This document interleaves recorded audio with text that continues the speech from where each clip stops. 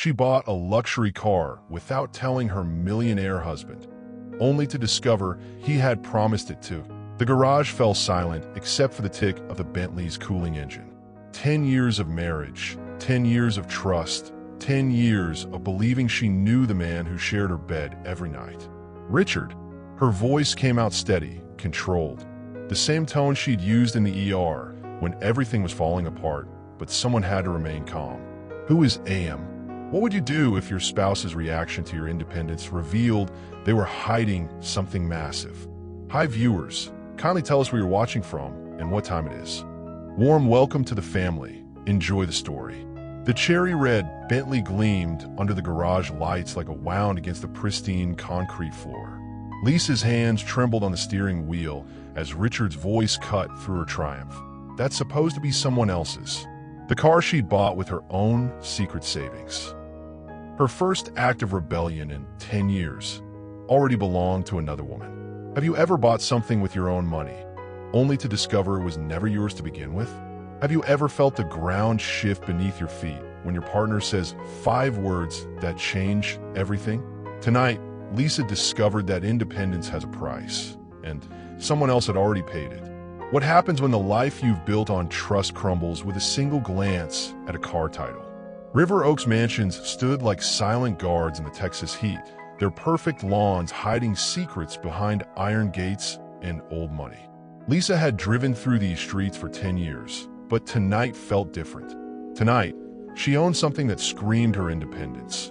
A cherry red declaration that she was more than just Richard's wife.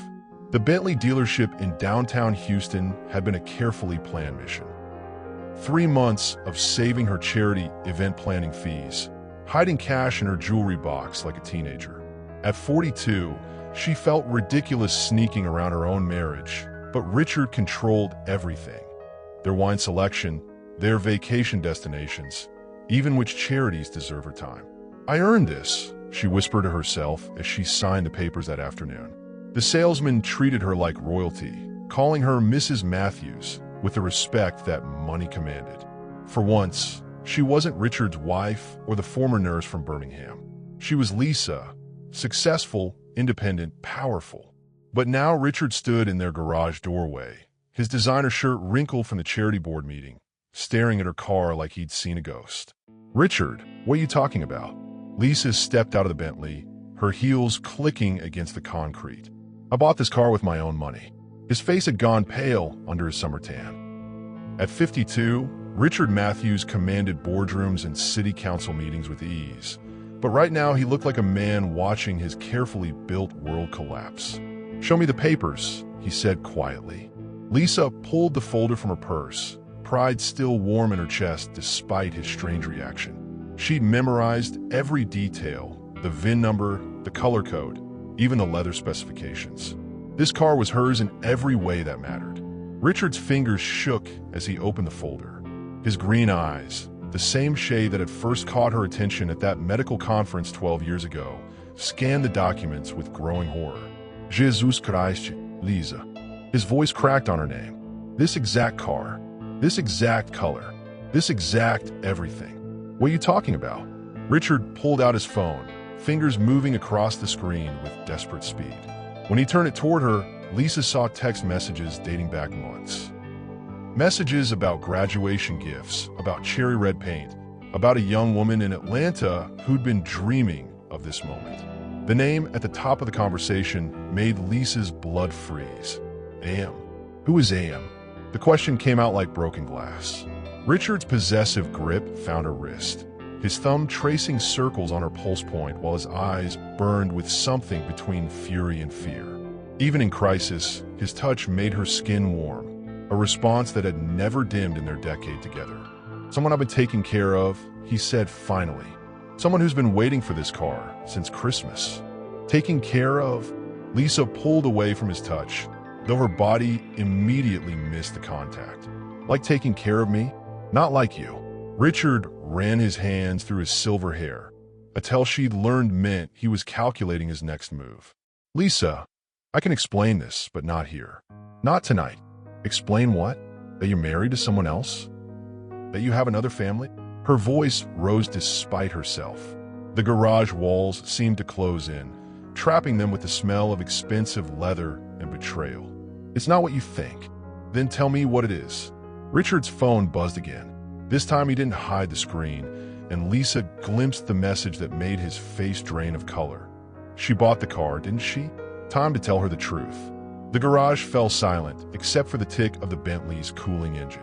10 years of marriage, 10 years of trust, 10 years of believing she knew the man who shared her bed every night. "Richard." Her voice came out steady, controlled. The same tone she'd used in the ER when everything was falling apart, but someone had to remain calm. "Who is AM?"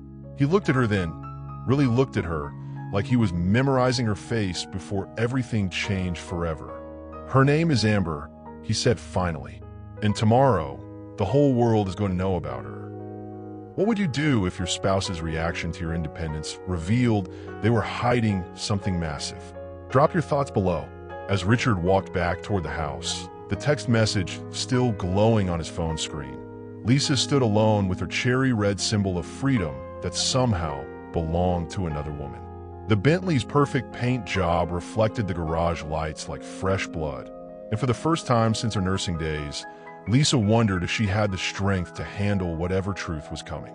24 hours later, Lisa stood in a ballroom full of Dallas elite, watching her husband's reputation crumble one whisper at a time.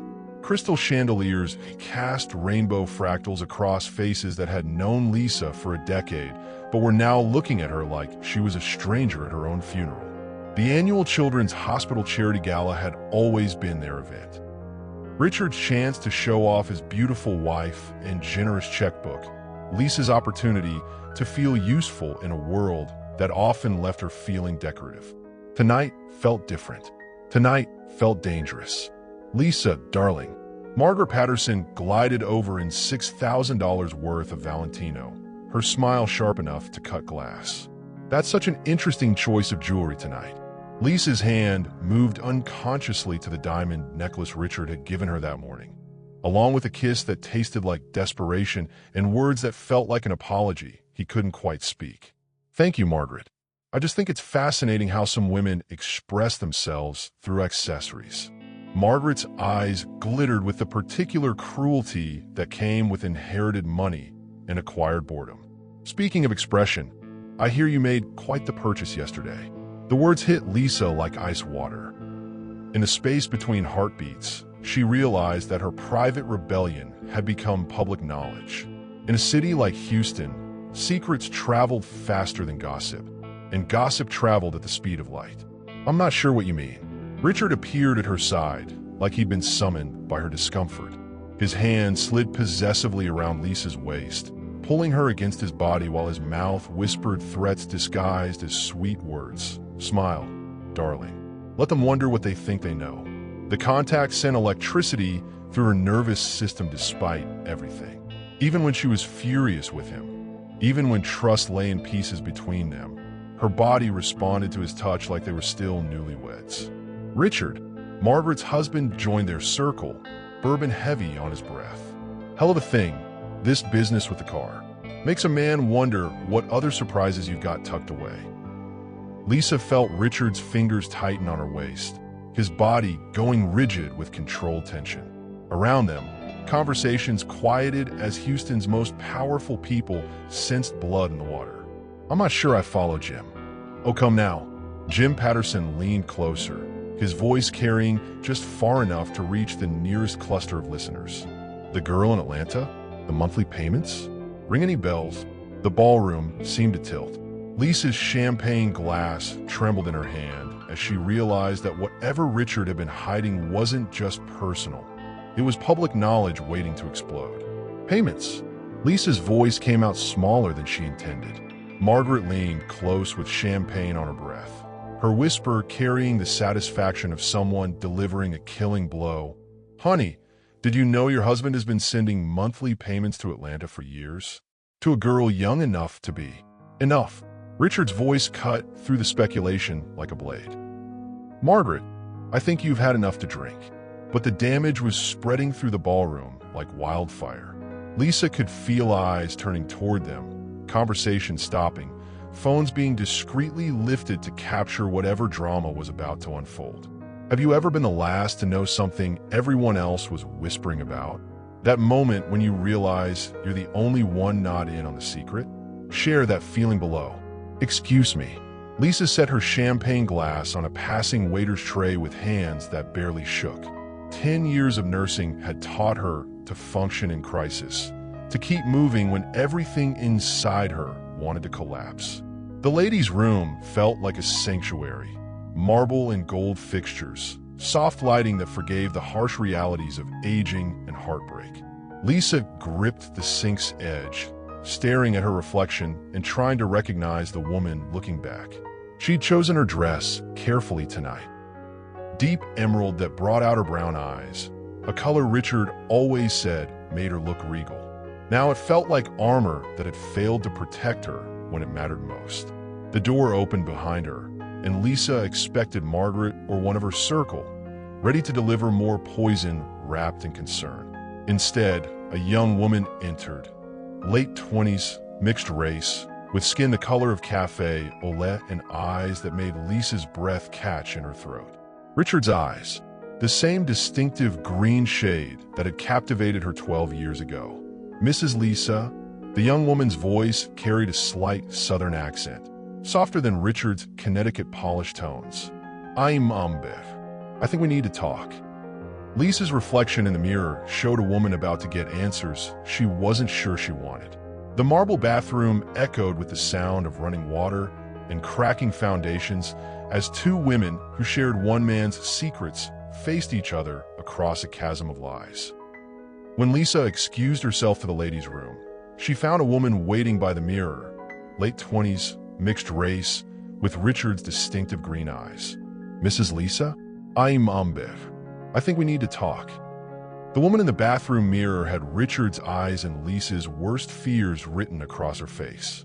Amber stood by the marble sinks like she'd been waiting her entire life for this moment.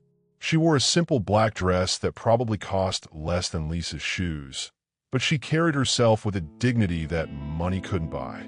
You're her, Lisa said, though it wasn't really a question. You're Amber Marie. The young woman's voice carried strength wrapped in vulnerability. And you're the woman who bought my car. The marble bathroom transformed into something else. Not just a sanctuary from the ballroom's whispers, but a courtroom where two women would finally get their answers. Your car. Lisa's nursing training kicked in, the same calm she'd used with panic patients. Amber, I bought that car with my own money. I have the papers. I know you do. Amber pulled out her phone, scrolling through messages. He sent me pictures when you drove it home. Said he needed to find another way to handle graduation. The words hit Lisa like physical blows.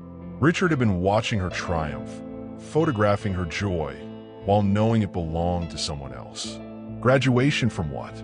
Medical school. Amber's chin lifted with pride that reminded Lisa of herself at that age. Emory University. I'm starting my residency at Grady Hospital next month. A doctor, not a mistress, not a gold digger, but a doctor who'd earned her place in the world. And Richard has been supporting you through school. Amber's eyes, Richard's eyes, filled with something like pain. Since I was 16, when my mother died, the bathroom felt smaller suddenly, the walls closing in with the weight of questions Lisa had never thought to ask. Who was your mother? Instead of answering, Amber reached into her small purse and pulled out a photograph, edges worn from handling. She held it out like an offering or maybe a weapon. The woman in the picture could have been Lisa's sister. Same warm brown skin, same determined jaw, same eyes that seemed to see straight through pretense to truth.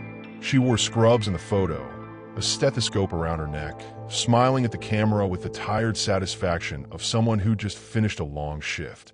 Her name was Simone, Amber said quietly. Simone Baptiste. She was a nurse at Hartford General Hospital. Lisa's memory kicked in, pieces clicking together with horrible clarity. Richard's stories about Connecticut, about the years before they met, about the hospital where he'd done charity work, where he'd learned to appreciate people who devoted their lives to helping others. He loved her, Lisa whispered. More than anything. Amber's voice cracked slightly. At least, That's what everyone told me after she died. What's worse, discovering your husband has another family, or discovering he's been playing father to someone else's child while you've been trying for a baby for years? Tell me your thoughts." Lisa's hand moved instinctively to her stomach, where she'd imagined Richard's children so many times.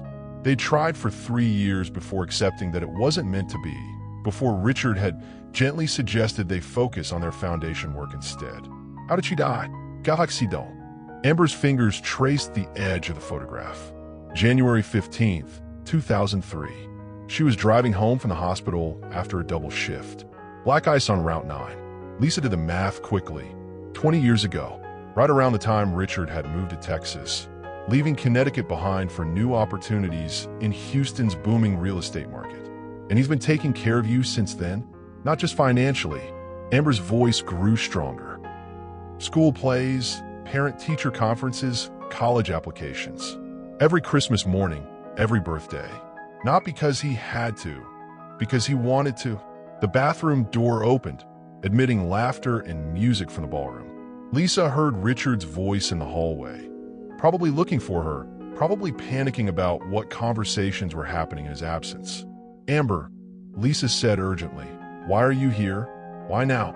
The young woman's expression shifted, vulnerability replaced by something harder. "Because I graduate next week, and he promised me that car 3 years ago. Because I've been planning my life around having it. And because..." She paused, studying Lisa's face with those two familiar green eyes. "Because I think you deserve to know the truth about why he married you." The words hung in the air like smoke from a fire that was just beginning to catch. As Amber pulled out a faded photograph of a young black woman who looked remarkably like Lisa, she whispered, "Your husband loved my mother first, and I think she might be the reason he married you. Some secrets are buried so deep they change the soil, and Richard's past was about to bloom in Lisa's garden." Connecticut winters had a way of preserving things. Frozen lakes, old wounds, and promises made to dying women in hospital beds that smelled of medicine and regret. Lisa had never been to Hartford, had never seen the city that shaped the man she married, but tonight she could picture it all through Amber's words. "Tell me about her," Lisa said, though she wasn't sure she wanted to know. They'd moved to the bathroom's sitting area, two women sharing secrets in French provincial chairs that cost more than most people's cars. The ballroom's music filtered through the walls. Mozart and muted laughter, the soundtrack of lives that looked perfect from the outside. Amber held the photograph like it was made of glass. She worked 12-hour shifts, sometimes 16 during flu season. Said healing people was a calling, not just a job. Like me, Lisa thought. Like I used to be. She met Richard in 2001, when he was building the new pediatric wing at Hartford General. He was 27, she was 25. He'd come by during construction to check on progress, and she'd always find excuses to walk past the work site. The image painted itself in Lisa's mind. Young Richard, probably already confident and driven, noticing a beautiful nurse who cared more about her patients than impressing the wealthy donor. They fell in love fast. She used to joke that he proposed to her in the supply closet between her shifts. Couldn't wait for somewhere more romantic. Proposed? The word came out sharp, cutting through Lisa's chest like a blade. Amber nodded, her eyes never leaving the photograph. Christmas Eve, 2002. She called her sister in Birmingham, crying happy tears, talking about moving to his place in West Hartford, about the family they'd build together. Lisa's world tilted further off its axis. Birmingham, the same city where she'd grown up, where her own family still lived. The same city she'd left to become a traveling nurse, working assignments across the South before landing in Houston. What was her sister's name? Patricia Baptiste. She still lives there, works at UAB Hospital. Amber looked up then, catching something in Lisa's expression. "Why? Do you know Birmingham?" Before Lisa could answer, her phone buzzed with a text from Richard. "Where are you? People are asking questions." The urgency in his message made her stomach clench. Out in the ballroom, their carefully constructed life was falling apart while she sat learning about the woman who came before her. What happened? Lisa asked. If they were engaged, if they were planning a life together. What happened? Amber's face darkened, the photograph trembling in her hands. She got pregnant. 6 months after the engagement, she started showing. Richard was over the moon, bought cribs, painted the nursery, read parenting books like he was studying for a final exam. The image of Richard as an expectant father hit Lisa like a physical blow. In their 10 years together, he'd never shown that kind of excitement about children. When their own attempts failed, he'd been supportive but resigned, like he'd already accepted that fatherhood wasn't in his cards. But something went wrong, Lisa said. Not wrong, just complicated. Amber's voice dropped to barely above a whisper. Richard was still married. The words hung in the air like poison gas. Lisa felt her chest tighten, her breathing become shallow. Married to who? Patricia Mills, Hartford socialite, old Connecticut family. They'd been married since college. One of those arrangements that looked perfect on paper, but was empty inside. Lisa's mind raced, connecting dots she'd never noticed before. Richard's careful way of discussing his past, his reluctance to talk about his first marriage, his insistence that some chapters were better left closed. He was cheating on his wife with your mother? He was in love with my mother, Amber corrected, fierce protectiveness coloring her voice. The marriage was over, had been for years. Patricia knew about Mama, didn't care as long as she got to keep the house and the social standing. Lisa's phone buzzed again. This time Richard's message was more urgent. Lisa, please, come find me. Let me explain before this gets worse. But Lisa couldn't move. She was trapped in a story that felt like watching her own life through a funhouse mirror.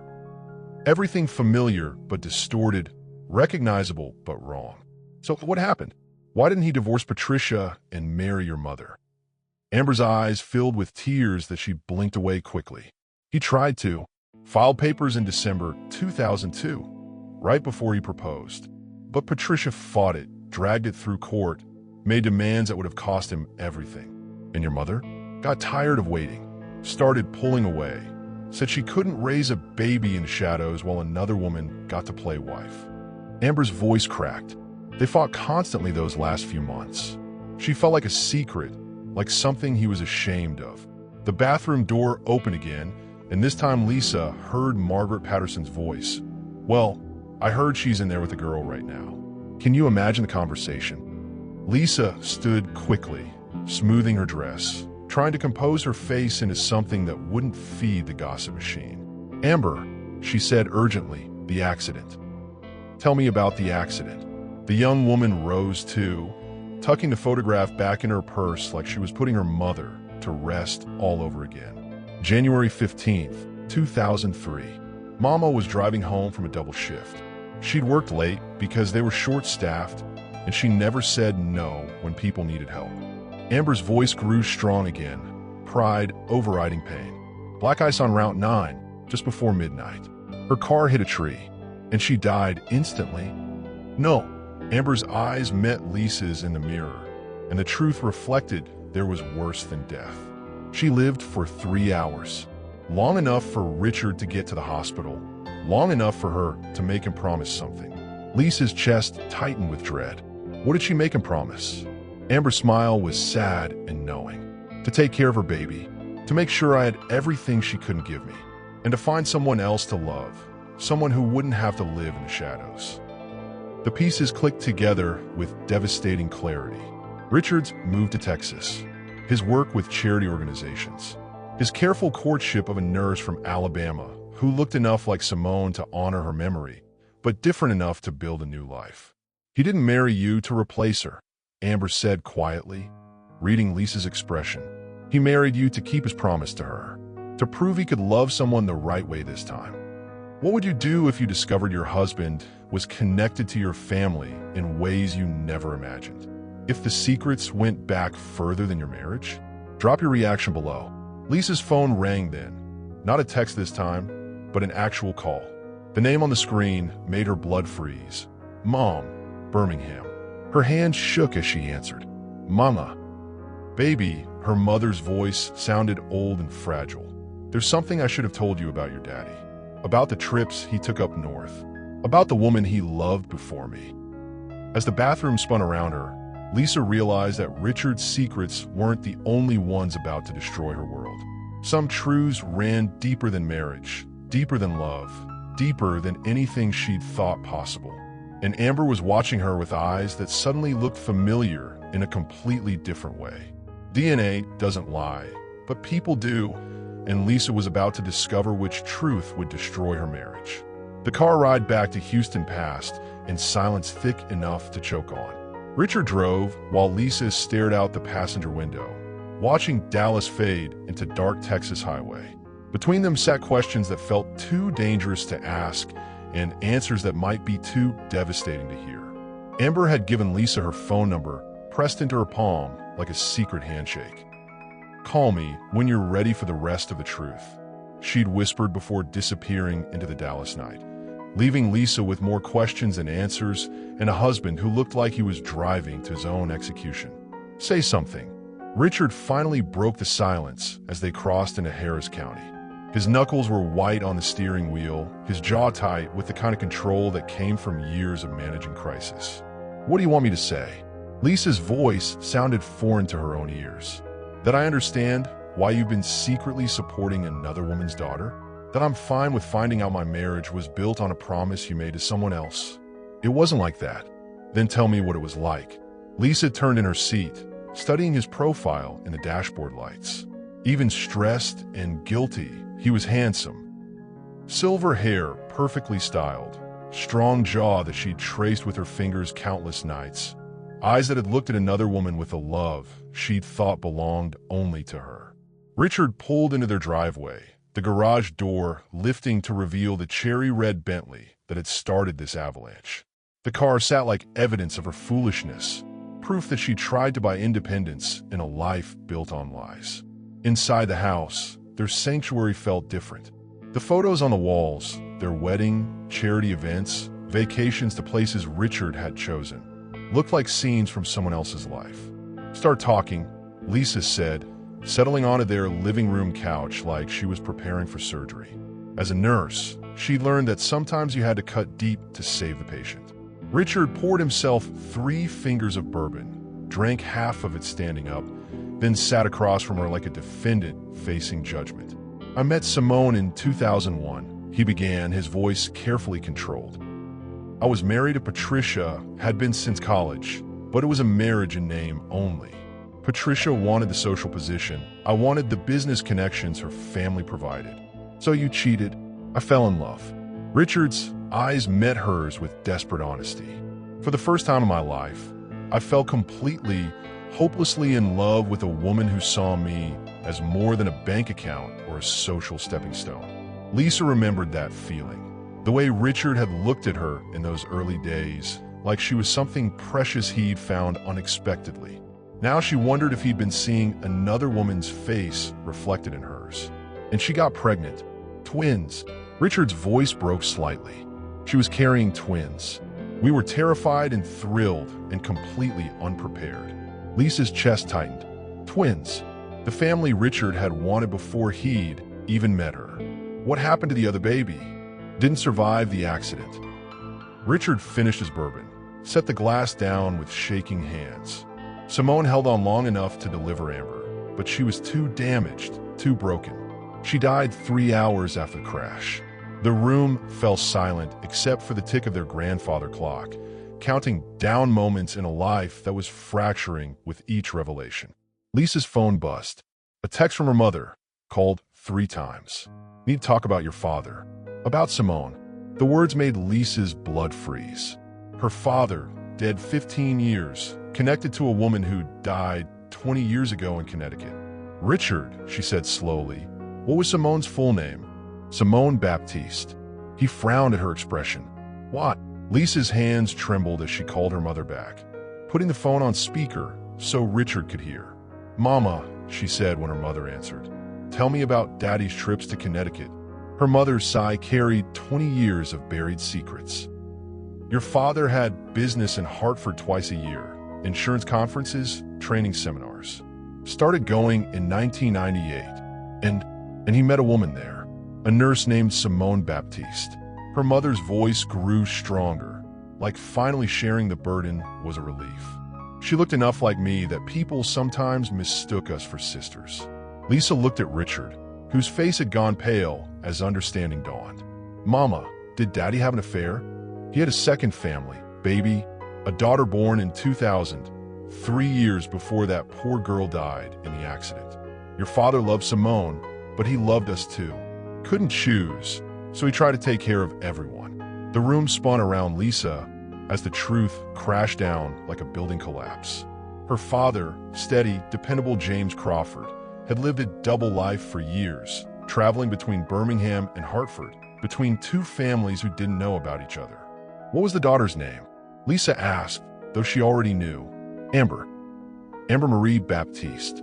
Your father was sending money to support her until the day he died. After that, I kept sending it, figured it was the right thing to do.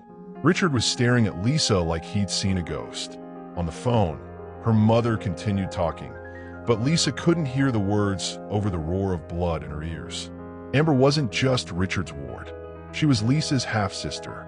The car accident that killed Simone hadn't just taken Richard's lover.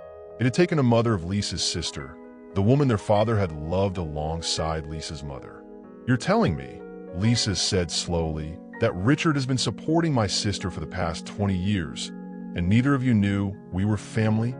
Nobody knew, her mother said softly. Your father kept that secret until his grave. If Simone's sister in Birmingham hadn't called me after the funeral, asking about continued support, I might never have found out. Lisa looked at Richard, who was gripping his empty glass like an anchor. Did you know? When you met me, when you married me, did you know I was her sister? I swear to God, Lisa, I had no idea. His voice cracked with emotion. If I'd known, Christ, if I'd known, I would have told you everything from the beginning. But even as he said it, Lisa wondered if that was true. Richard was good at protecting people from painful truths, good at carrying burdens alone rather than sharing them. Her phone buzzed again. This time it was Amber. Lisa, I just got off the phone with my Aunt Patricia in Birmingham. She told me something that's going to change everything. We need to talk. Tonight. What would you do if you discovered your husband was connected to your family in ways you never imagined? If the secrets went back further than your marriage? Drop your reaction below. Lisa stood up on unsteady legs, the room tilting around her like she was on a boat in rough seas.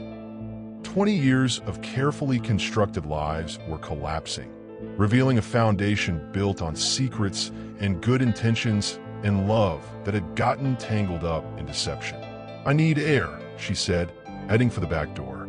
But as she stepped onto their patio, her phone rang again. This time it was Amber calling, and when Lisa answered, the young woman's voice was shaking. Lisa, there's something else.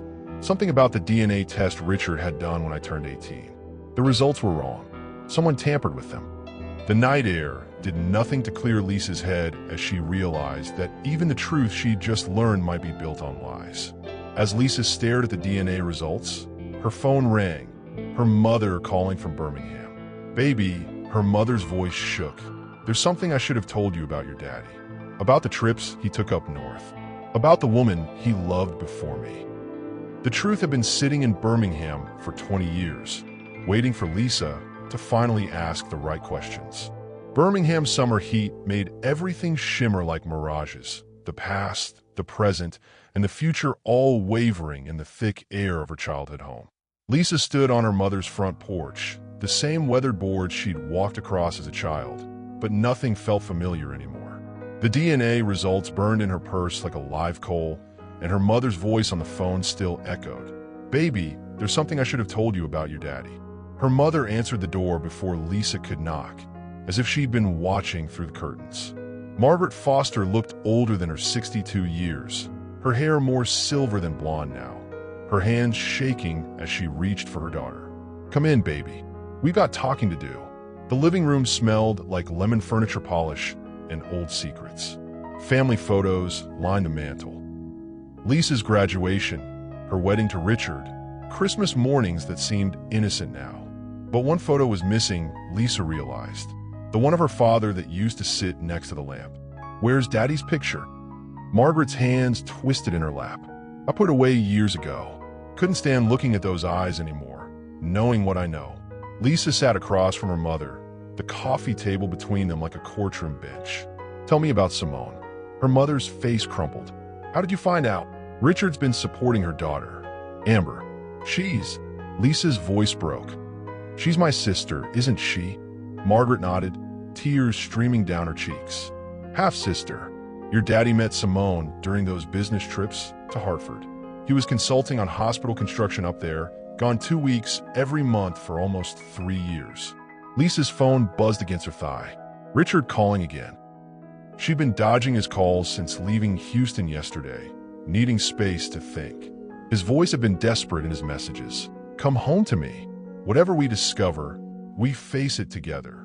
I need to feel you next to me." Even now, even with everything falling apart, her body responded to the memory of his voice.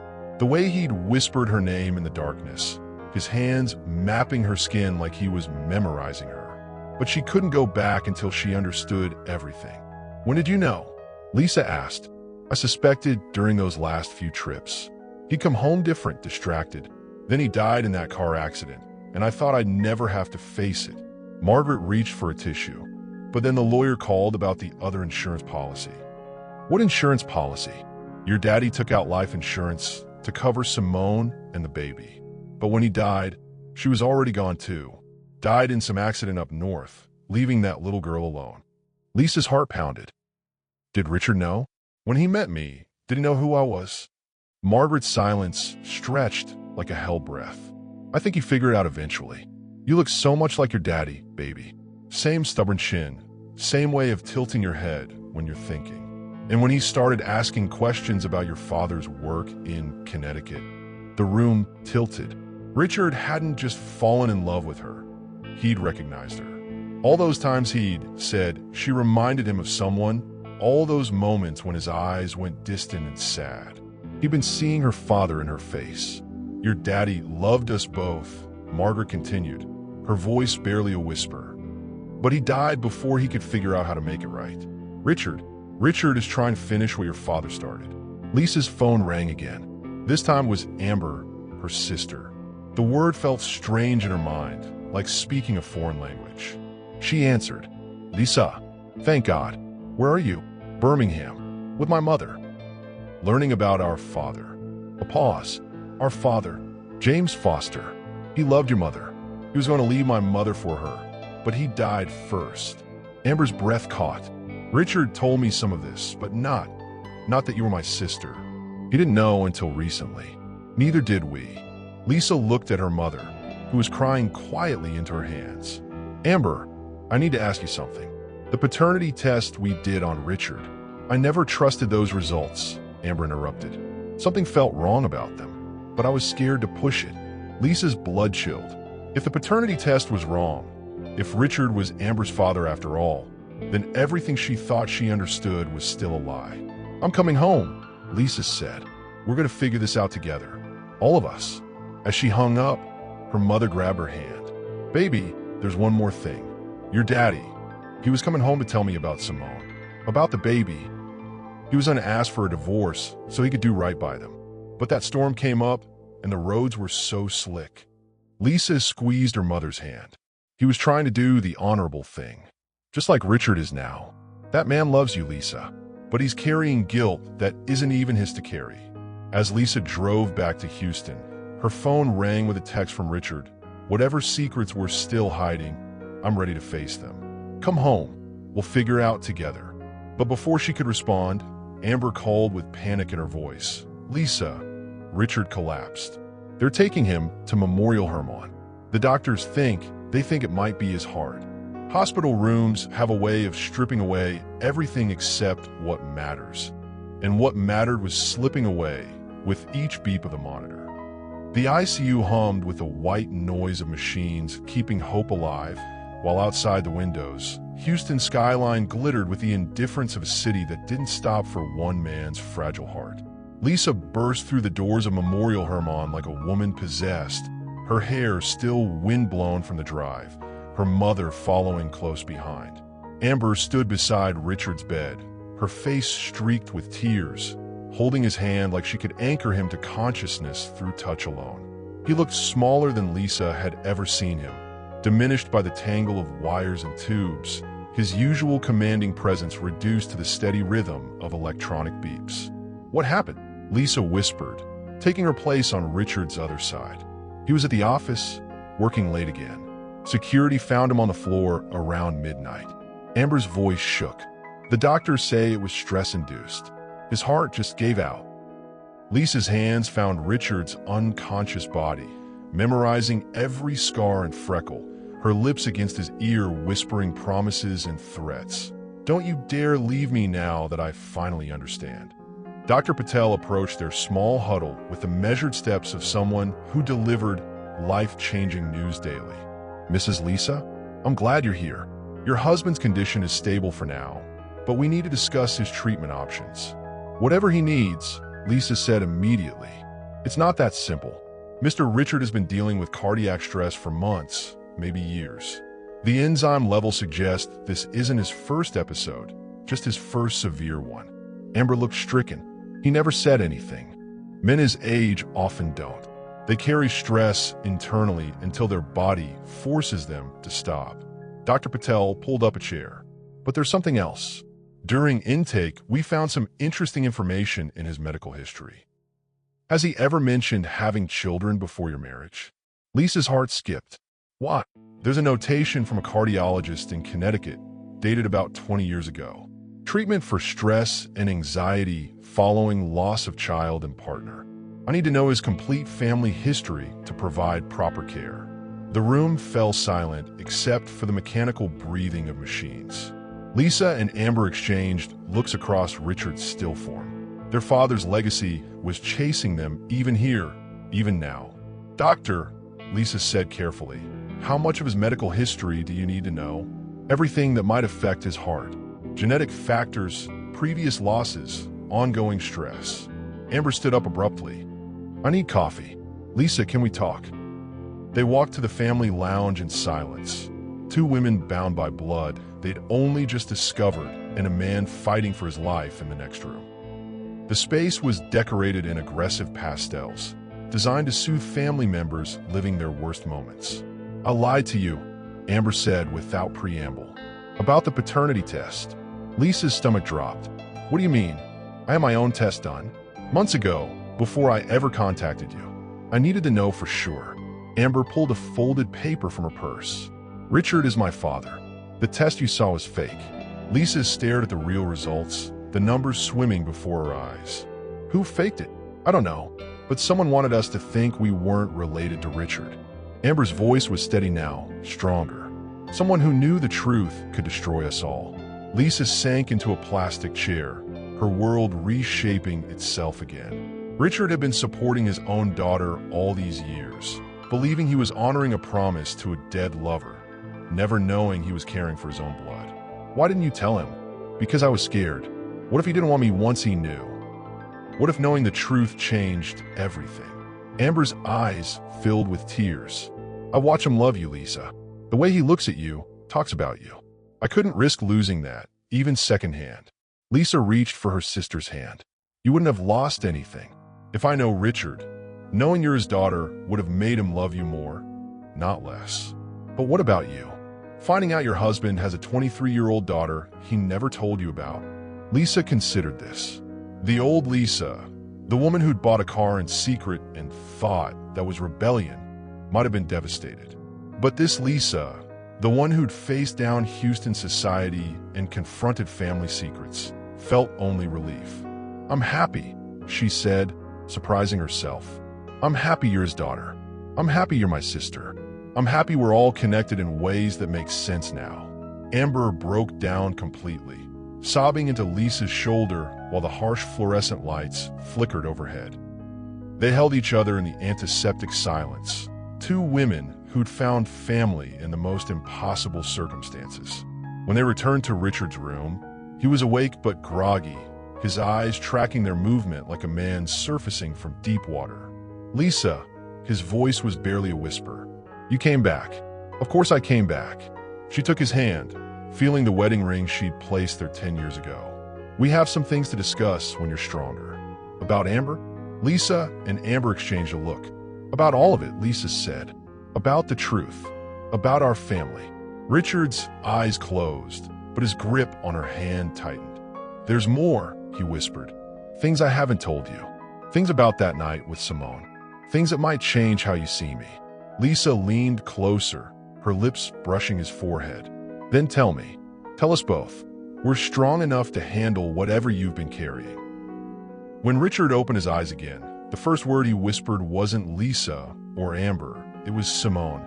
And Lisa realized there was still one more secret he'd been carrying, one that might kill him if he didn't let it go. Some deathbed confessions aren't about seeking forgiveness. They're about passing on a burden too heavy for one person to carry. Dawn crept through the hospital blinds like truth seeping through cracks, illuminating a man who had built an empire on the foundation of one terrible night 20 years ago. Richard had been drifting in and out of consciousness for hours, but each time he woke, his eyes held the desperate clarity of someone running out of time to unload his secrets. Lisa climbed into the narrow hospital bed beside Richard, her body curved around his, skin-to-skin contact healing both of them through the thin hospital gown. I'm not going anywhere.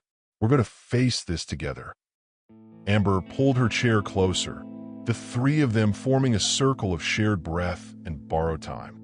The heart monitor provided a steady soundtrack to Richard's halting confession. I killed her, he whispered, his voice barely audible over the machines. Simone, I killed her as surely as if I'd put a gun to her head. Lisa's body tensed against his, but she didn't pull away. Tell us what happened. Richard's eyes fixed on the ceiling, seeing something 20 years in the past. Connecticut in December. Ice everywhere, roads like glass. We've been fighting for weeks about me leaving Patricia, about the baby, about what kind of future we could have. His breathing became labored, but he pushed on. Simone was working late at the hospital that night. Double shift because they were short-staffed. I went to pick her up, but we started arguing in the parking lot. Amber leaned forward. Arguing about what? About your father, James. Richard's eyes found Lisa's face. She'd told me about him, about how he'd promised to leave his wife but died before he could. She was scared I'd do the same thing, make promises I couldn't keep. Lisa's throat tightened. But you did leave Patricia eventually. Not soon enough. Not when it mattered. Richard's hand found hers, gripping weakly. Simone was 8 months pregnant. Beautiful, stubborn, terrified. She said she was tired of being someone's secret, tired of waiting for me to choose her over my comfortable lie of a marriage. The room filled with the weight of old grief, heavy enough to crush hearts that were already fragile. Richard's monitor beeped faster as his emotions spiked. She got in her car to drive home alone. I followed her, trying to get her to pull over so we could talk. The roads were so slick, and she was upset, driving too fast. His voice broke. I was flashing my lights, honking my horn, being an absolute fool. She looked in her rearview mirror at me instead of watching the road. Lisa felt her own heart breaking for the young man who'd made a terrible mistake, who'd been carrying this guilt for 2 decades. The accident wasn't your fault, Richard. The tree came out of nowhere. Black ice sent her car spinning, and I watched her hit that oak tree going 40 miles an hour. By the time I got her to the hospital, she was bleeding internally. The baby. He looked at Amber with infinite tenderness. You were born by emergency surgery while your mother died on the table.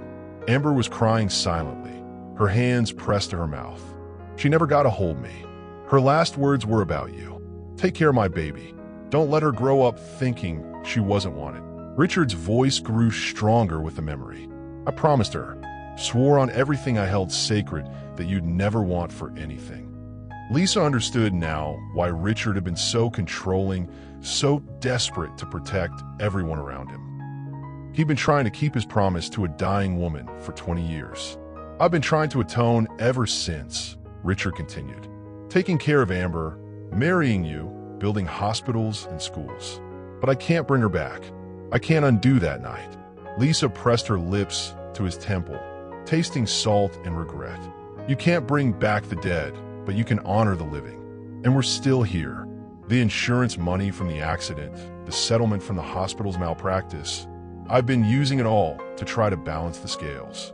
But it's never enough. Amber finally spoke, her voice thick with tears. "Did you love her?" Richard's eyes closed. "I loved her like I'd never loved anyone. Like I thought I'd never love again. Until I met your stepmother." He squeezed Lisa's hand. "When I saw you that first day at the hospital fundraiser, laughing with the children in the cancer ward, I thought I was seeing a ghost. You had her smile, her way of making everyone around you feel safe." Lisa felt the final piece of the puzzle clicking into place. "You didn't marry me to replace her. You married me because I reminded you that love was possible again. I married you because you were healing people like she did. Because you saw the best in everyone like she did. Because when you looked at me, I didn't see the man who'd killed the woman he loved. I saw someone worthy of a second chance." The heart monitor's beeping slowed as Richard's body relaxed, the confession lifting a weight he'd carried for decades. Amber reached across to take Lisa's free hand.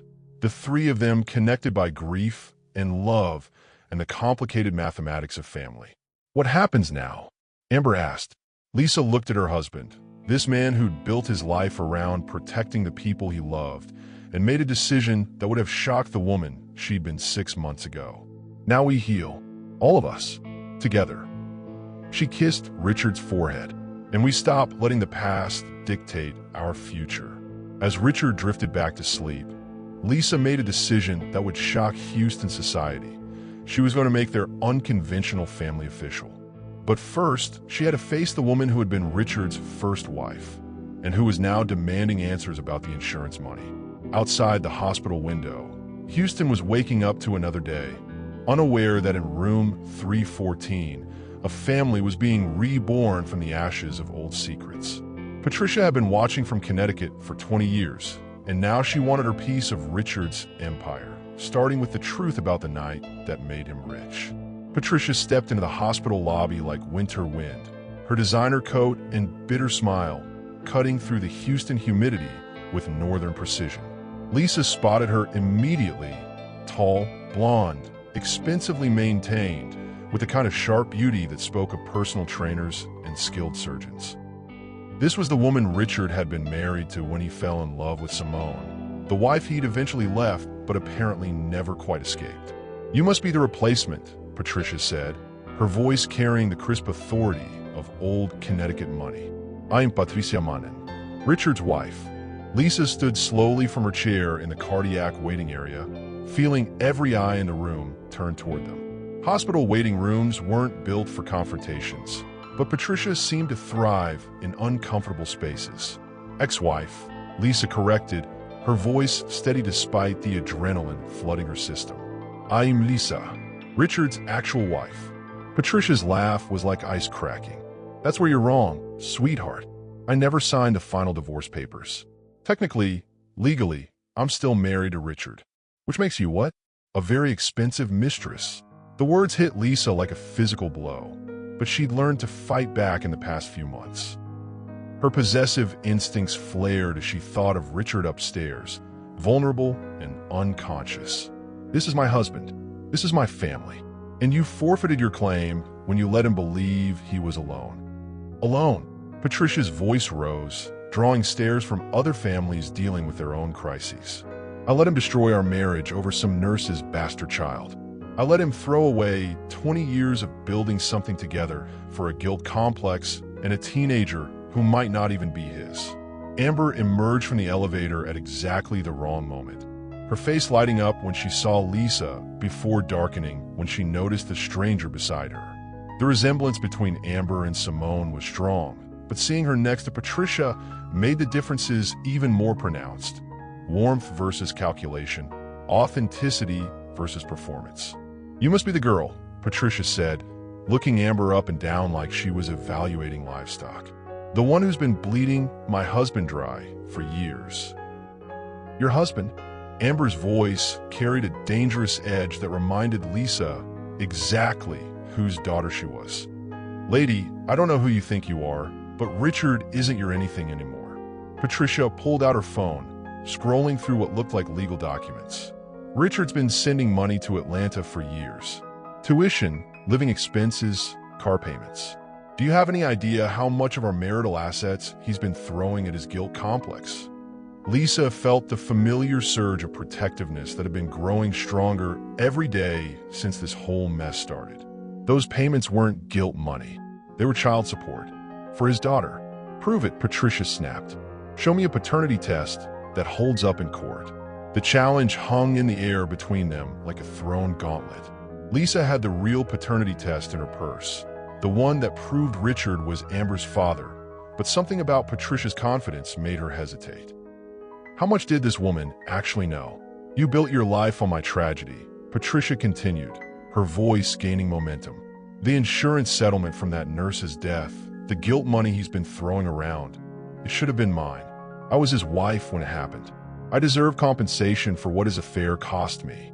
Lisa's anger flared white-hot. "You want to talk about what affairs cost?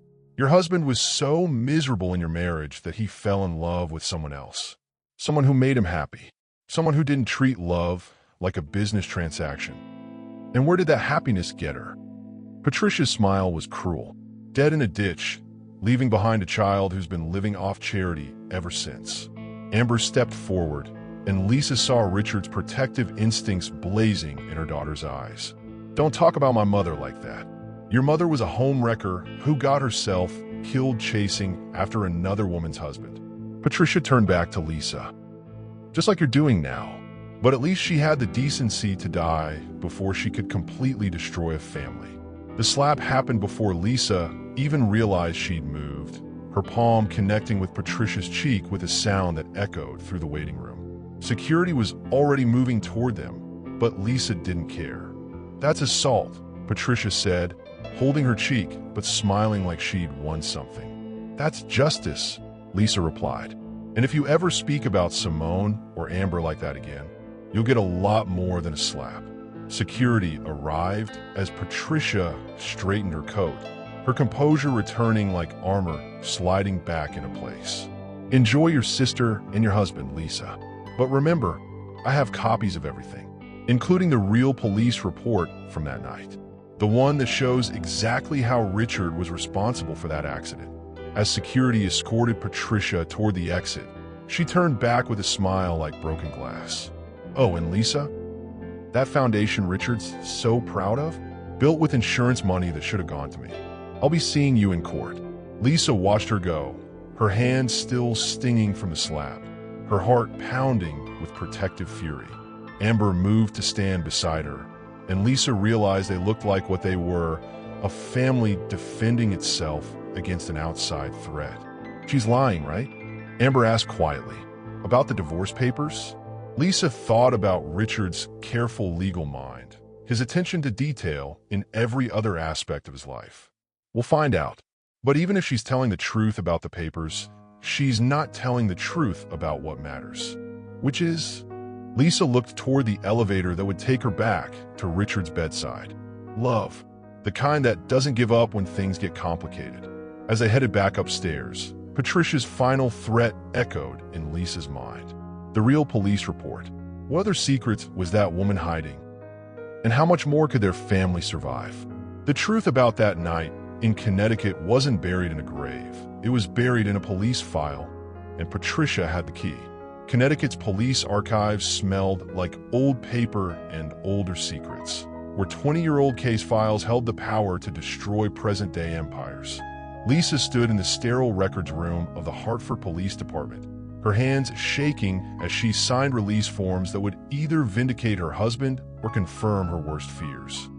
Richard was stable enough to travel, and despite his protests, Lisa had insisted they come north together. Amber had flown up separately, taking time off from her job to help piece together the puzzle of that December night that had shaped all their lives. "I need to see what she saw," Lisa had told Richard during the flight. "If Patricia's been hiding evidence for 20 years, we need to know what it is."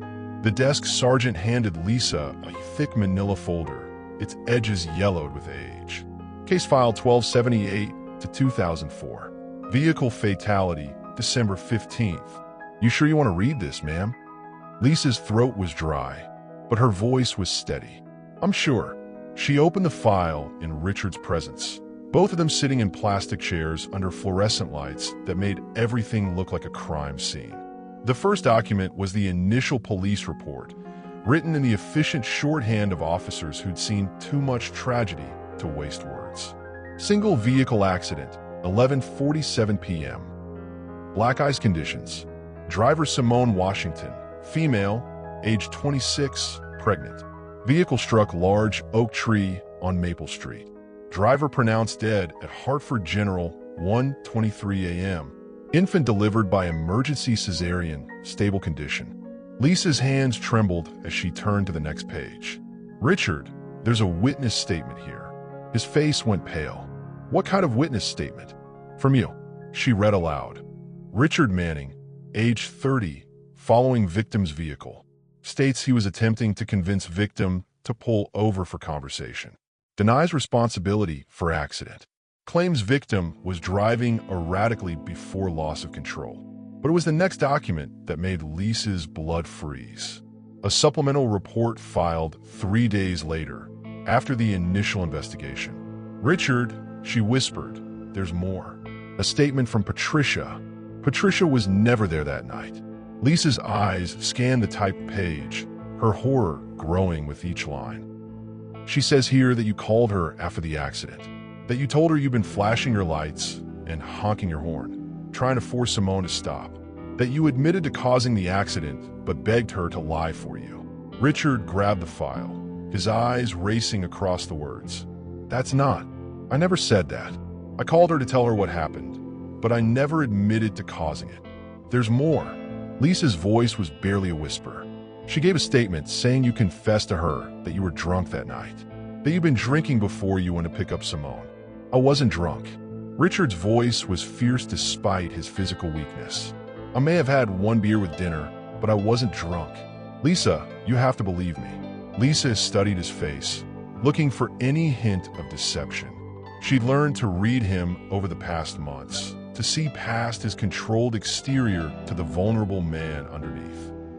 What she saw now was confusion and genuine fear, not guilt. I believe you, she said. But why would Patricia lie? The answer came from an unexpected source. Amber walked into the records room carrying a coffee and a second manila folder. Because she's been blackmailing him for 20 years, Amber said, setting the new file on the table. I did some digging while you two were reading. This is Patricia's insurance claim from the same time period.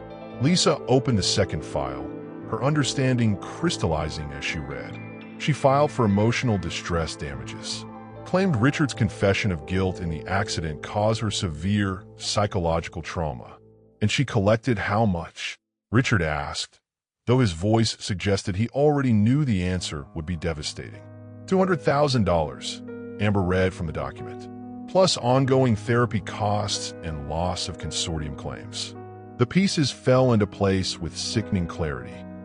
Patricia had twisted Richard's grief-stricken phone call into an admission of guilt, then used that false testimony to collect insurance money while keeping Richard trapped in guilt and financial obligation. She's been bleeding you dry ever since, Lisa realized. Not because she never signed divorce papers, but because she had this hanging over your head. Richard's face was gray with exhaustion and rage.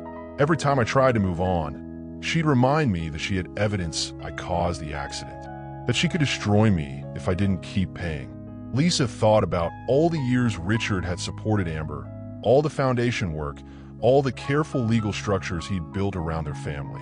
He hadn't been atoning for causing Simone's death. He'd been trying to prove he was worthy of forgiveness while being systematically drained by a woman who'd monetized his grief. But there's something else, Amber said, pulling out a third document. The real police report. The one filed by the investigating officer after he interviewed the emergency room staff. Lisa's hands shook as she read the medical examiner's findings. Simone's blood alcohol level was 0, but there were elevated levels of insulin in her system. Dangerously high levels. What does that mean? Richard asked. Amber's voice was steady, but her eyes blazed with inherited fury. It means my mother was diabetic. It means her blood sugar crashed while she was driving, causing her to lose control of the car.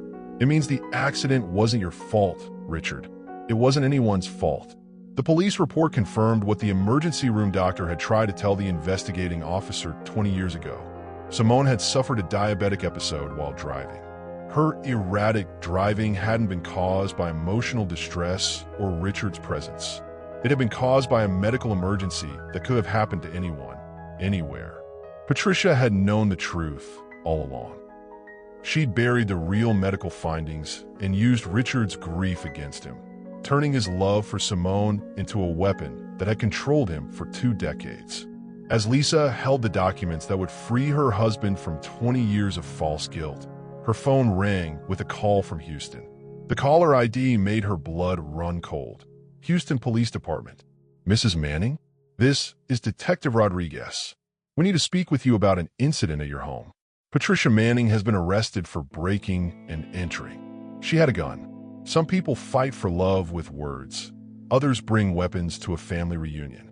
The River Oaks mansion became a crime scene in minutes. Police cars painting the manicured lawn in red and blue, while neighbors peered through curtains at the destruction of perfection. Lisa, Richard, and Amber rushed from the airport straight to their house, where yellow tape fluttered like warning flags around the place they called home.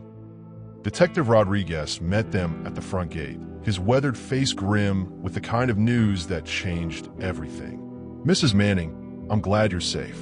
We arrested Patricia Manning 3 hours ago after she broke into your home. Is anyone hurt? Lisa's voice came out strangled. Your housekeeper, Maria, was here cleaning when it happened. She's shaken up but physically fine. She's the one who called us. Richard leaned heavily on Lisa's arm, still weak from his hospital stay, but burning with protective fury. What did Patricia do? According to Maria's statement, Patricia came to the door claiming she had the right to enter as your legal wife. When Maria refused to let her in, Patricia showed a gun and forced her way inside. Lisa's knees went weak. Maria had worked for them for 8 years, a gentle woman from El Salvador who treated their home like her own. The thought of her facing down an armed intruder made Lisa sick with guilt. Where's Maria now? Amber asked. At the station, giving her full statement. She's requesting protective custody until we're sure Patricia won't make bail. They walked through their violated home, seeing familiar spaces through the lens of invasion. Patricia had torn through Richard's study, scattering papers and overturning furniture.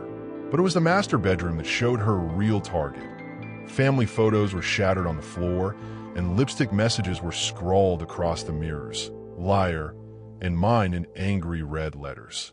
She was looking for something specific, Detective Rodriguez explained. Bank statements, insurance documents, legal papers. Your safe was attempted, but not breached. Lisa stared at the wreckage of their private space, feeling Patricia's rage embedded in every broken frame. She wanted proof of the insurance money, evidence she could use in court. There's more, the detective continued. Mrs. Patricia Manning made some serious threats during her arrest. She claimed she was protecting her property from thieves and fraudsters. She specifically mentioned you, Mrs. Lisa, and made threats against your safety. Richard's face went pale. What kind of threats? The kind that get you charged with terroristic threatening in addition to breaking and entering. She's looking at serious jail time, especially with the weapons charge. They spent hours at the police station, giving statements and learning the full scope of Patricia's breakdown. She'd flown to Houston immediately after their confrontation at the hospital, rented a car, and spent 2 days watching their house before making her move.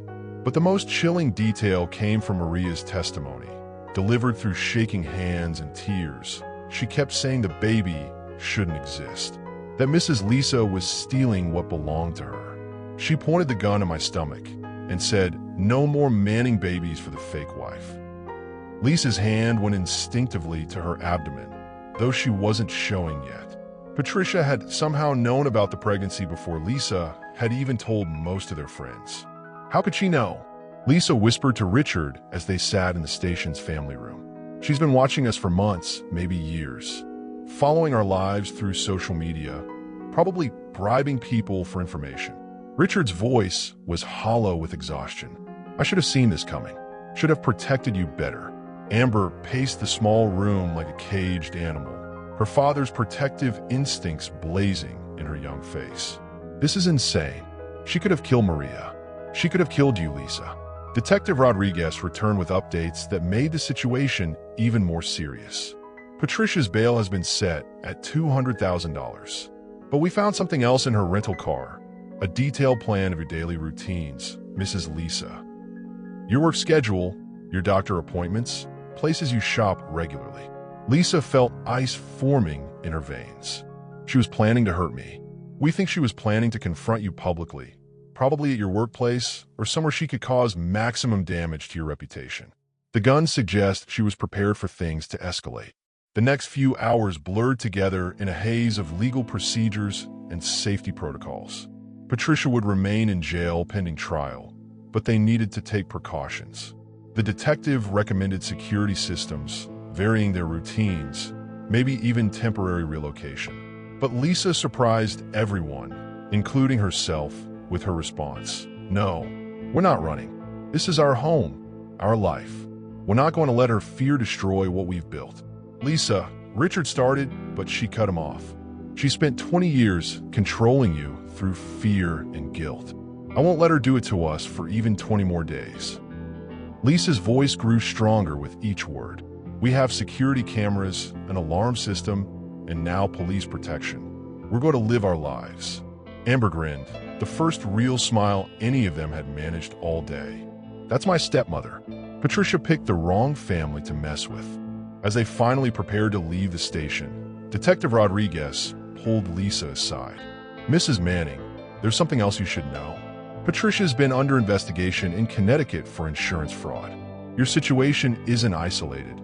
She's done this before to other men. Lisa felt a mix of vindication and horror. How many others? We're still investigating, but you and your husband testifying about her blackmail scheme could help put away a woman who's been destroying lives for decades. That night, they stayed in a hotel downtown while a cleaning crew restored their home and new security systems were installed. Lisa lay between Richard and Amber in the king-sized bed, all three of them too shaken to sleep alone, creating a protective circle against the fear Patricia had tried to plant in their hearts. I'm proud of you, Richard whispered into the darkness. The way you stood up to her, refused to be intimidated. I married a fighter. Lisa pressed closer to him, feeling his heartbeat steady and strong against her cheek. We're all fighters. It's what makes us a family. 6 months later, as Lisa signed the papers making Amber's adoption official, she felt a familiar flutter in her stomach. The same sensation she'd ignored for weeks, too busy saving her family to notice her body's newest secret. Richard didn't come to Texas to escape his past. He came to build a future big enough for all his secrets. The foundation building rose like hope from the Houston soil, its glass and steel structure reflecting not just sunlight, but the dreams of 3 people who had learned that family isn't about blood, it's about choice. Lisa stood in the main conference room, watching construction workers put finishing touches on what would become the Simone and James Memorial Foundation headquarters. Hard to believe it started with a car purchase, Amber said, joining Lisa at the floor-to-ceiling windows.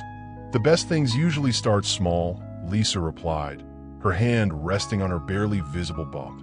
At 4 months pregnant, she was just beginning to show, but the secret felt huge inside their newly honest family.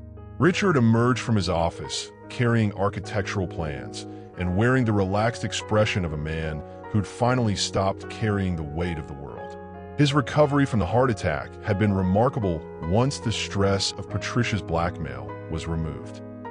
The woman was now serving 3 years in Connecticut for fraud and extortion, her scheme finally exposed to the light. The clinic space is ready for inspection, Richard announced, spreading blueprints across the conference table. We can start serving patients next month. Lisa studied the plans, seeing not just medical facilities, but the physical manifestation of their family's healing.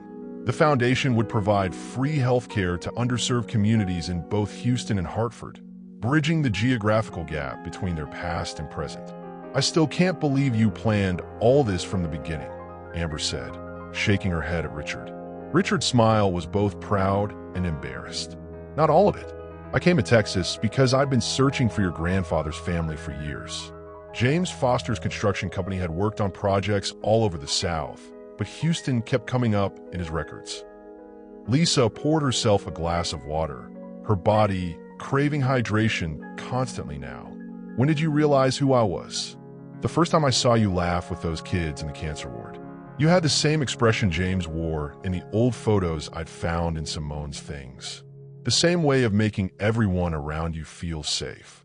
Richard's voice grew tender. The foundation was always meant to honor both James and Simone, but finding you made it personal in a way I hadn't expected. So, you manipulated our meeting? There was no accusation in Lisa's voice anymore, just curiosity about the intricate web of coincidences that had brought them together.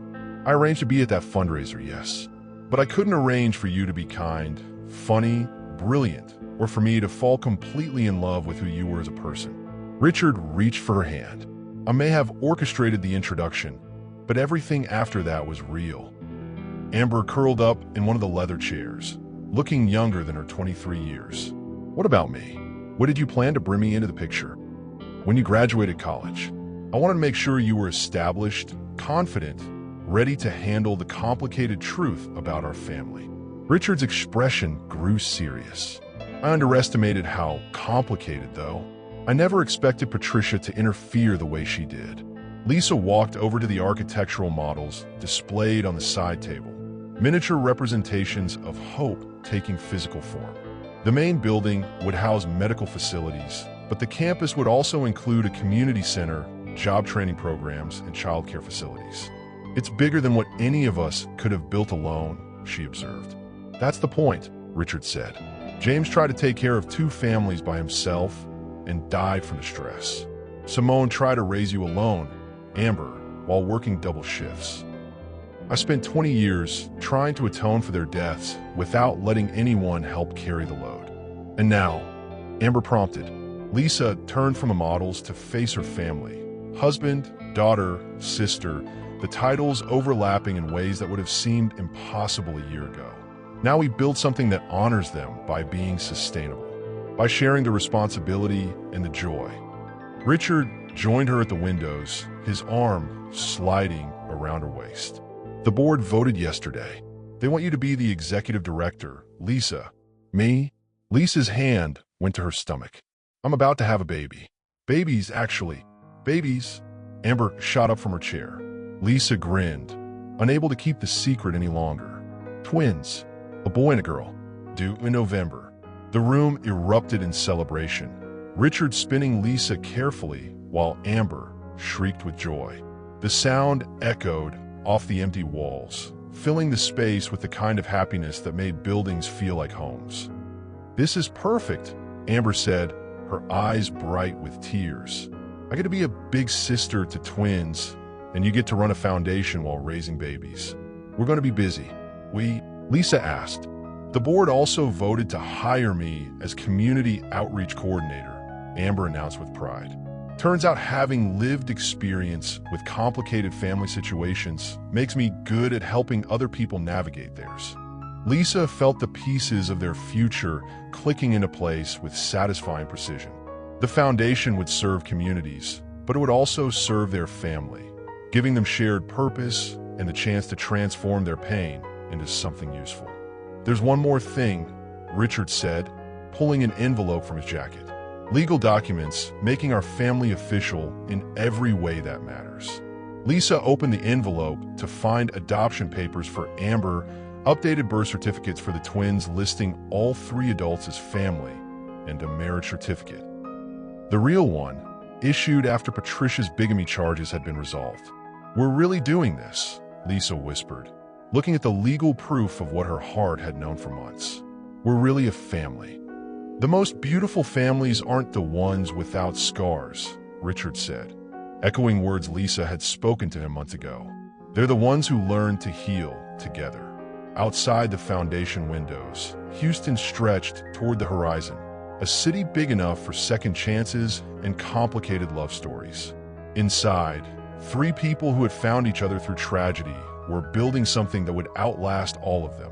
A legacy of choosing love over fear, truth over secrets, and family over everything else that tried to tear them apart. Sometimes the best surprises come disguised as ordinary moments, like a positive pregnancy test hidden in a drawer full of adoption papers. The nursery took shape like a prayer answered, soft yellows and greens replacing the stark whites and grays that had dominated their lives for so long. Lisa stood in the doorway, watching Richard assemble the second crib, while Amber painted delicate flowers on the wall, and felt the kind of contentment she'd thought only existed in movies. "Hand me that screwdriver," Richard called out, his shirt sleeves rolled up, a look of intense concentration on his face as he wrestled with the crib instructions. "The Phillips head or the flathead?" Amber asked without looking up from her artistic work. "The one that will make this thing stop looking like modern art and start looking like a place for babies to sleep."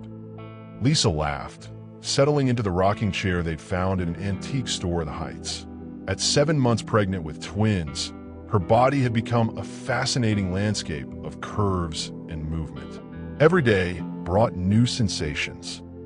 Tiny feet pressing against her ribs, hiccups that made her whole stomach bounce, the constant awareness of 2 lives growing inside her. "The doctor said they're developing perfectly," she announced, reading from the ultrasound report she'd picked up that morning. "Baby A is 4 pounds, 2 ounces. Baby B is 4 pounds even. Right on track for 37-week delivery." Richard abandoned the crib instructions to kneel beside her chair, his hands finding the spots where the babies were most active. His touch was reverent, like he was handling something precious and breakable. "I can feel him kicking," he said, wonder in his voice. "That's her," Lisa corrected. "The girl is the active one. The boy likes to sleep." "Just like his father," Amber teased, adding another petal to her flower mural. "Remember what Mom used to say about you, Richard? That you could sleep through anything as a kid." The easy way Amber called Richard Dad now still filled Lisa with warmth. The adoption had been finalized 3 months ago, but the emotional transition had happened much earlier, during those long nights in the hospital when they'd all learned what it meant to fight for each other. "What did the foundation board say about maternity leave?" Richard asked, his thumb tracing circles on Lisa's belly where tiny feet pushed back in response. "They're giving me 6 months full pay and the option to work from home after that." Lisa pulled out another set of documents from her purse. "But there's something else. Something I haven't told you yet." Both Richard and Amber turned to look at her, paintbrush and screwdriver forgotten. "The MacArthur Foundation called yesterday. They want to give us a grant. A big one." "How big?" Amber asked. $2.5 million. Lisa grinned at their shocked expressions. "They said our model of combining family services with medical care is exactly what communities need. They want to help us expand to other cities." Richard sat back on his heels, stunned. $2.5 million. Enough to open clinics in Dallas, San Antonio, and Austin. Enough to hire 20 more staff members. Enough to serve thousands of families instead of hundreds. The room fell quiet except for the sound of Houston traffic filtering through the windows and the soft tick of the grandfather clock in the hallway. Lisa watched her family process the magnitude of what this meant, not just for them, but for all the people they'd be able to help. "We'll have to travel more," Richard said slowly. "Board meetings, site visits, grant presentations. Good thing we'll have the best babysitter in Texas," Lisa said, looking at Amber. "The best babysitter who's also starting graduate school in social work," Amber reminded them. "But yes, I'll help with my baby brother and sister whenever you need me." Lisa felt one of the twins shift position, a movement so distinct she could almost see it from the outside. They're going to grow up thinking this is normal. Having a foundation, traveling for work, being part of something bigger than just our family. "Maybe that's good," Richard said. "Maybe they'll expect to make a difference in the world instead of wondering if they're capable of it." Amber set down her brush and came to sit on the arm of Lisa's chair. "Can I tell you guys something? Before I met you, before all this, I used to wonder what my life was for. Like, Mom died bringing me into the world and Richard, Dad, spent all this money and time taking care of me, but I didn't know why I mattered." Lisa reached up to squeeze her daughter's hand. "You matter because you're you. Not because of what happened to your mother or what Richard did afterward. You matter because you exist. I know that now, but it took having a real family to understand it." Amber's eyes filled with happy tears. These babies are going to grow up, knowing they matter from day one. Not because of what they accomplish or how they make other people feel, but just because they're loved. Richard stood and pulled both his daughters into an awkward hug that accommodated Lisa's enormous belly and Amber's paint-covered hands. All you matter. This whole crazy, complicated, beautiful mess we call family matters. Lisa felt the babies respond to the group hug with a flurry of movement, like they were trying to join the embrace from the inside. I think they approve. They'd better, Amber said. They're stuck with us now. As evening settled over Houston, the three adults continued working on the nursery, assembling not just furniture, but the physical foundation for the next chapter of their story. Lisa watched Richard finally conquer the crib instructions while Amber added finishing touches to her mural and felt the deep satisfaction of building something lasting. The foundation was growing. The babies were healthy. Their family was complete in ways that defied traditional definition, but felt more solid than anything she'd ever known. Outside, the city hummed with its usual energy, 8 million people living their own complicated stories of love and loss and hope. But inside this nursery, painted with flowers and filled with promise, Lisa felt like they had everything they needed to face whatever came next. The twins kicked simultaneously, as if reminding her that the future was already in motion, already growing, already perfect in its imperfection. Going public with your private pain is terrifying until you realize your story might be someone else's salvation. The cathedral where they renewed their vows glowed with candlelight and the faces of everyone who had watched them fight for their love, from Houston society to Hartford community members who had known Simone. Lisa stood at the back of the sanctuary, her hand resting on her 8-month belly, watching their guests settle into pews that told the story of their unconventional journey. "You ready for this?" Amber asked, adjusting Lisa's veil with the careful attention of someone who understood how important moments could slip away if you didn't hold them tight. As ready as anyone can be for renewing their vows while looking like they swallowed a basketball, Lisa replied, earning a laugh from her daughter. The interview with Good Morning America had aired 3 days ago, turning their private family story into a national conversation about adoption, family secrets, and the courage to rebuild trust after betrayal. Lisa's phone hadn't stopped ringing since then. Other families sharing their own stories, adoption agencies requesting partnerships, media outlets wanting follow-up interviews. The reporter did a good job, Amber said, peeking around the doorway at the packed cathedral. She made us sound normal instead of like some daytime TV drama. Lisa remembered sitting on their living room couch, Richard's hand in hers, trying to explain to Robin Roberts how love could survive lies, how families could be built from broken pieces, how sometimes the most honest thing you could do was admit you'd been living a fiction. Marriage isn't about never having secrets, Lisa had said during the interview. It's about what you do when the secrets come out. Do you run away? Or do you choose to rebuild something stronger?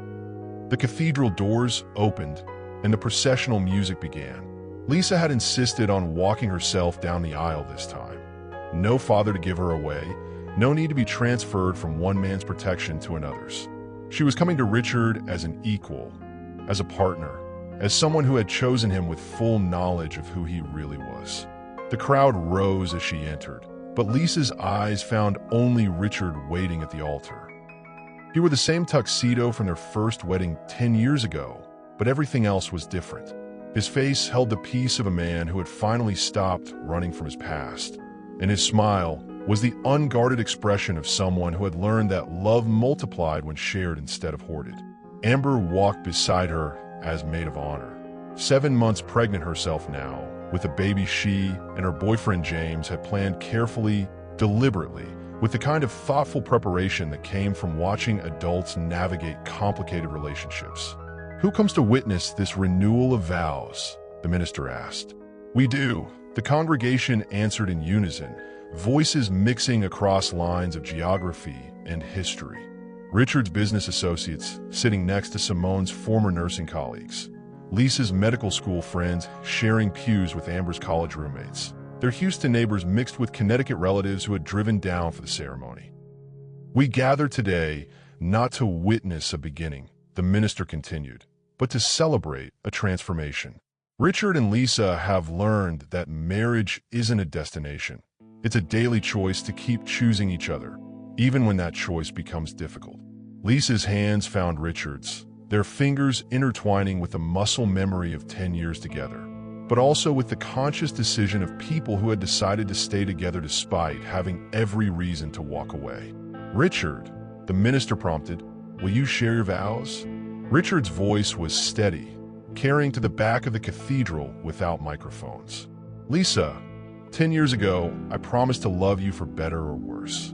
I thought I knew what worse meant. I thought worse was losing a job, or getting sick, or having money problems." His eyes never left her face. "I didn't know worse meant discovering that I'd built our marriage on foundations of grief and guilt. I didn't know worse meant watching you learn that I'd been keeping secrets that touched every corner of our life together." Lisa felt tears threatening, but they were tears of gratitude rather than sadness. "But I also didn't know what better meant," Richard continued. "I didn't know better meant having a wife strong enough to face the truth and choose love anyway. I didn't know better meant gaining a daughter who taught me that family isn't about biology, it's about showing up. I didn't know better meant building something together that's bigger than either of us could create alone." He squeezed her hands. "I promise to keep choosing you, Lisa. Not because you remind me of someone else, but because you're exactly who I want to spend every remaining day of my life loving, arguing with, building dreams with, and probably losing sleep with when these babies arrive." The congregation laughed, and Lisa felt the twins respond to the sound with their usual acrobatic routine. "Lisa," the minister said, "Richard, you've taught me that love isn't about finding someone perfect. It's about finding someone worth fighting for when everything falls apart." Lisa's voice carried clearly, strengthened by months of learning to speak truth even when it was hard. "You've taught me that family isn't something you're born into. It's something you choose to create and keep creating every day." She looked out at their assembled guests, then back at Richard. "I choose this complicated, beautiful, sometimes messy life we've built. I choose our foundation and our work and the way you make coffee too strong in the mornings. I choose our daughter and these babies and whatever children we might help along the way. I choose the truth, even when it's scary. But mostly I choose you." The minister pronounced them married again, and as Richard kissed her, Lisa felt the baby's kick with what seemed like approval. The congregation erupted in applause, but what Lisa remembered most was the feeling of completeness, of having arrived at exactly where she was supposed to be. At the reception, as they danced to the same song from their first wedding, Richard whispered in her ear, "Ready for the next chapter?" Lisa looked around at their family and friends, celebrating their second chance at forever, felt her children moving inside her, thought about the foundation that would serve thousands of families, and smiled. Bring it on. 2 years later, Lisa stood in the same garage where it all began, but this time she wasn't alone, and the cherry red Bentley had company. The garage now held 3 cars: the cherry red Bentley, Richard's practical SUV, and Amber's first car, a sensible sedan bought with her own money from her foundation job, each vehicle telling the story of their family's journey. But it was the 4th edition that made Lisa smile. 2 matching car seats installed in the Bentley's back seat, proof that their story had grown beyond anything she could have imagined that night she'd driven home with her secret purchase. "Mama!" 2-year-old James tugged at her jeans with sticky fingers, his father's green eyes bright with mischief. "Mama busy," his twin sister Sarah announced from her position on the garage floor, where she was attempting to help Richard change the oil in Amber's car by handing him random tools from his toolbox. Lisa scooped up James while Richard emerged from under the car hood, his face streaked with grease but his smile radiant. "How did oil changes become so complicated?" he asked, accepting the plastic toy hammer Sarah offered him with complete seriousness. "Because you have helpers now," Lisa replied, settling James on her hip. At 36, she'd discovered that chasing twins while running a foundation required energy she hadn't known she possessed, but also brought joy she hadn't known was possible. "Dada, I help," Sarah insisted, her curls bouncing as she jumped up and down.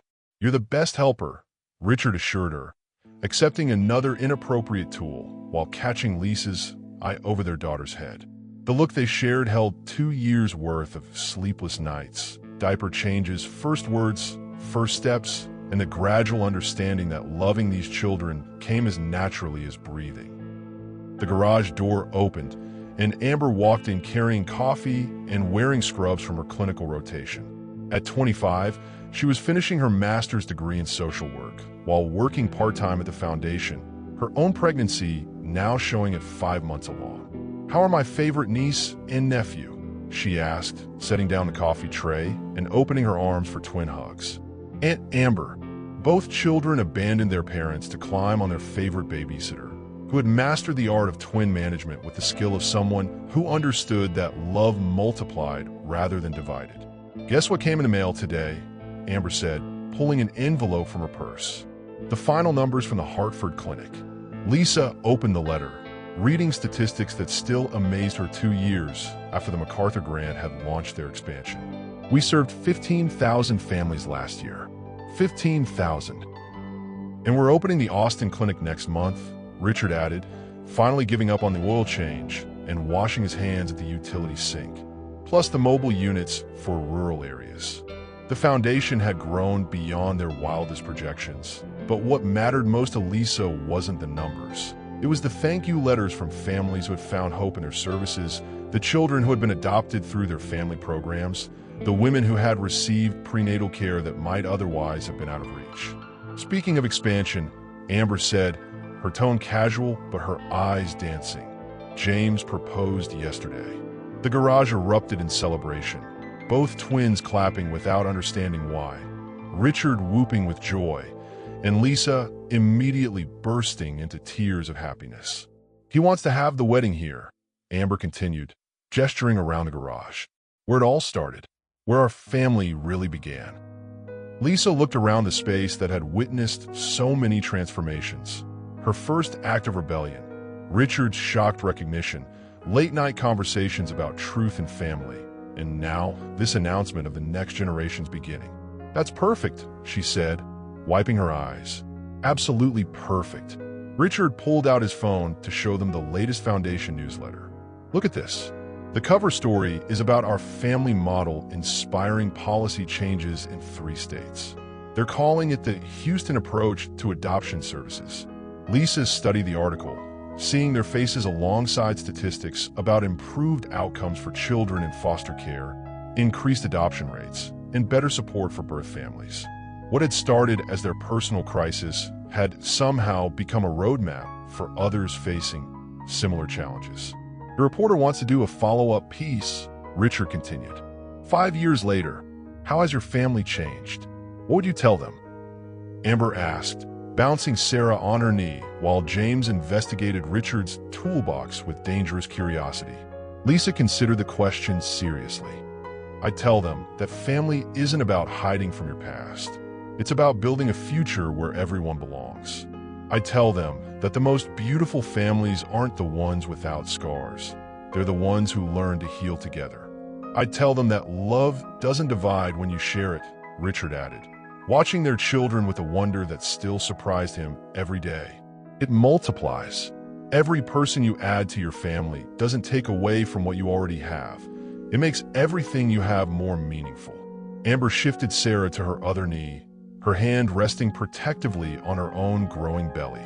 "I tell them that sometimes the best thing parents can do is show their children that families come in all shapes and sizes, and that love is always worth fighting for." The twins, bored with adult conversation, had discovered the Bentley's horn and were taking turns creating a symphony of noise that echoed off the garage walls. Instead of stopping them, the adults found themselves laughing at the joyful chaos. "Remember when our biggest problem was a car purchase?" Lisa asked, settling next to Richard on the workbench. "Now our biggest problem is explaining to 2-year-olds why they can't drive the car they think belongs to them," Richard replied, watching James attempt to climb into the driver's seat. "They're not wrong," Amber observed. "It does kind of belong to all of us now. Everything belongs to all of us." Lisa felt the truth of that statement settle into her bones. The car that had almost destroyed them had become the vehicle that saved them, because it had forced them to drive toward truth instead of away from it. The secrets that could have torn them apart had become the foundation for building something stronger. As the family of 5 prepared to leave the garage, James and Sarah in their car seats, Amber riding shotgun, Richard and Lisa in front.